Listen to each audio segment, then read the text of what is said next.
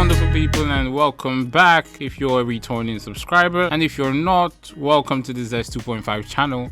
It's nice to make your acquaintance. Stupid characters: Bill Treefontaine, Dr. Zoidberg, Teddy, Peter Griffin, and Dale Gribble. What do all these characters have in common? Well, there's no need for me to build this up. You already get the idea. They are all very annoying and behave pretty stupid. These characters show very little intellectual prowess that makes you want to put your head through a wall. A brick wall to be exact. The utter stupidity of these characters are ever more contagious to the audience that they make you doubt some of life's truth. Mostly Dale Gribble. Watching this man messed me up so much that it made me start acting like the Nigerian equivalent of a conspiracy theorist. I started asking life's most heart-throbbing questions, like, is Gravity Falls a primetime ad by the Illuminati? Why do male cows in the back of the barnyard have udders? Is Sesame Street a ploy from the US government to enlighten us about mental health disorders? And am I in one big episode of Black Mirror where everyone else are robots and I'm the only living specimen?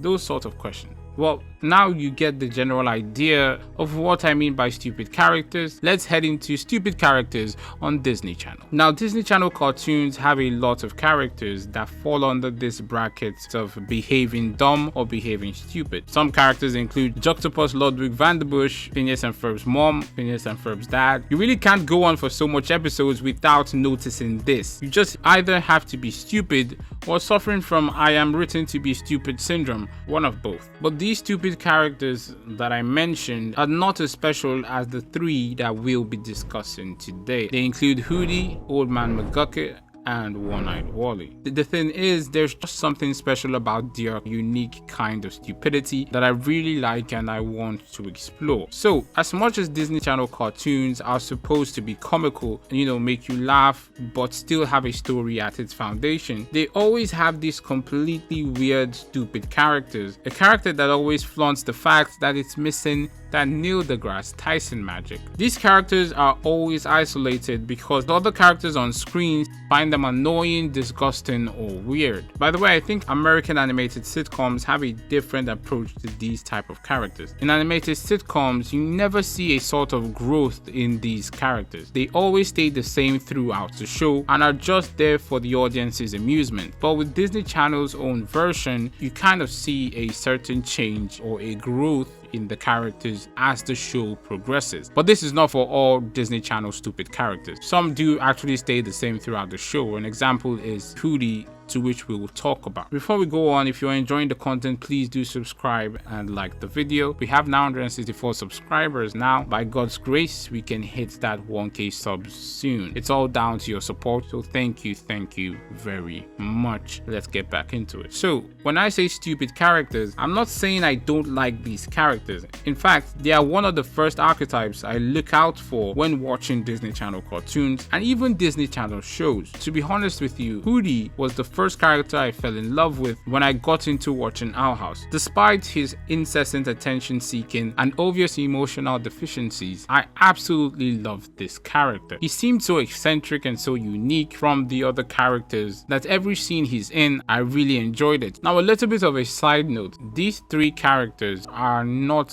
maybe the correct representation of the stupid character archetype, but I feel these three characters are so uniquely dumb, uniquely stupid, uniquely insane that I just decided to talk specifically on them so as to understand why stupid characters work. So, does this make the video subjective? Yes, it kind of does. Now, Mcguket and Wally I find to be very similar in the roles they play to Gravity Falls and Amphibia respectively, and also they show similarities in the way they grow in their different shows. Both of these characters fall into the sub-bracket of what I'm dubbing the crazy hobo bracket. When trying to study Mcguket and Wally as stupid characters, I noticed that they both serve as a medium for the writers to even out the tone of events that take place in an episode, if that actually makes any sense. Let me explain. These characters don't serve to be funny. A good Disney Channel cartoon should have its own sense of humor and does not need an overly exaggerated character to make you laugh. When you hone in on Mcguket and Wally and try to see how they behave in most of the episodes they're in, they always seem to be doing the most bizarre stuff, like how Mcguket built a menacing machine just because he was looking for attention, or Wally parading himself in a thunderstorm, and even Mcguket eating a $10 million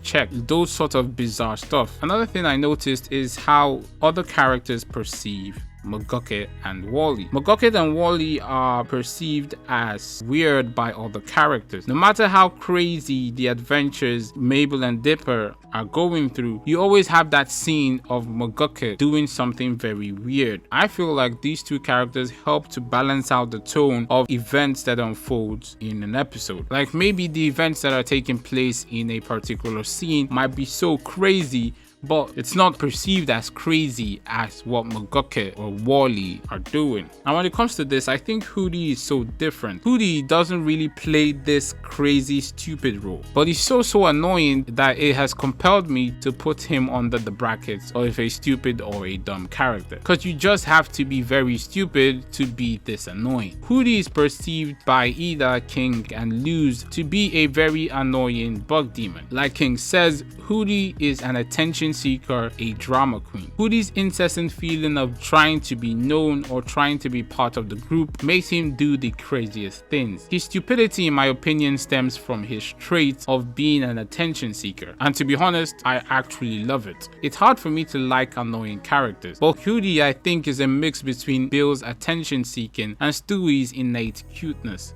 Hooty does something that I feel like most, if not all, stupid or dumb characters do, and that is he aligns the views of other characters. What do I mean? Every character in Gravity Falls sees Mcguket as the weird old guy. Everyone in Amphibia sees Wally as the crazy hobo dude, and lastly, everyone in our house sees Hooty as incessantly annoying, except Lilith though. It's like the writers know how important these characters are to the audience. For me, when I see Hooty's eyes light up when Ida walks in the room and he starts excitedly talking, I already know how Ida is going to behave. She's going to ignore him. I always expect the same outcome. Now there is an anomaly. I feel Gravity Falls and Amphibia went a step further with these stupid or dumb archetypes. You see, Gravity Falls and Amphibia give these characters arcs. A character arc is the transformation or inner journey of a character over the course of a story. You see, stupid characters are not supposed to have arcs. They're not supposed to change. Dr. Zoidberg will always be an incompetent slob. Bill will always be lonely. Peter will always be stupid.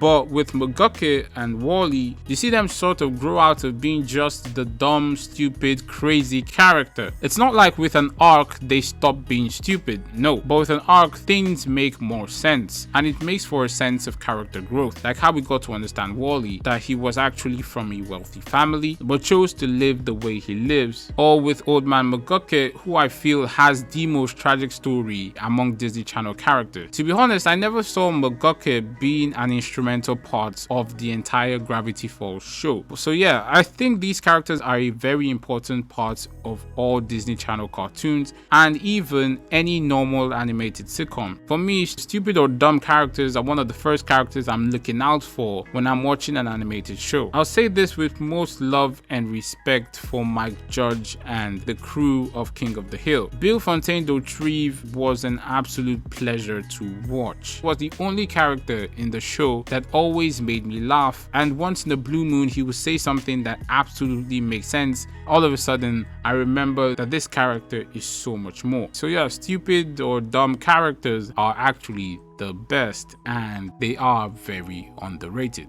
Okay, so thanks for watching, wonderful people. Hope you enjoyed the video. Please do like and subscribe if you did like the content. God loves you and I love you too. Bye bye.